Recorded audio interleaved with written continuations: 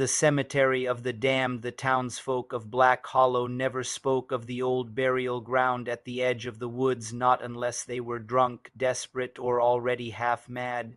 Even then they did so in hushed tones, as if the dead might overhear.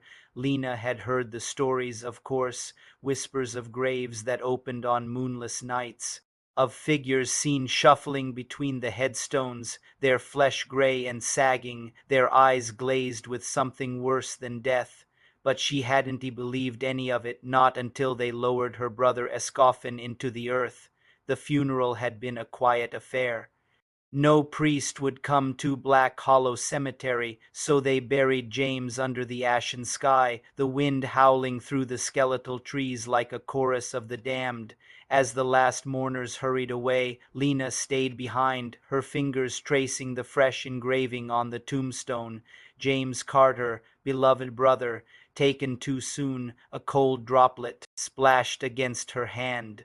Rain, then another. Soon the downpour was relentless, turning the freshly dug grave into a pit of black mud.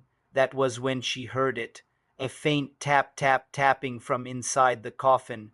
Her breath caught. No, it's just the rain, just the wind. Then a muffled thud. The earth shifted. Lena stumbled back as the dirt over James' grave began to move, as if something beneath was pushing upward. A skeletal hand, slick with grave sludge, burst through the soil. The fingers flexed, clawing at the air. A choked gasp escaped her lips. Around her, the cemetery stirred. Mounds of earth trembled. Tombstones tilted as the ground beneath them split open. Withered hands, some little more than bone, others still clinging to strips of rotting flesh, emerged from their unhallowed graves. And then the things pulled themselves free. They were not the dead as Lena had known them in life. Their faces were sunken, their jaws slack, their eyes milky and unblinking. Their clothes hung in tatters, damp with grave mold. And yet they moved with terrible purpose, their hollow gazes locking onto her with a hunger that made her stomach twist. James was among them. His face was gray, his lips peeled back in a silent snarl. His burial suit was stained with earth, his fingers curled like claws. When his dead eyes met hers, there was no recognition, only that same ravenous need. Lena turned to run, but the cemetery gates, wide open moments before, were now shut. Rusted chains coiled around them like serpents. The dead closed in.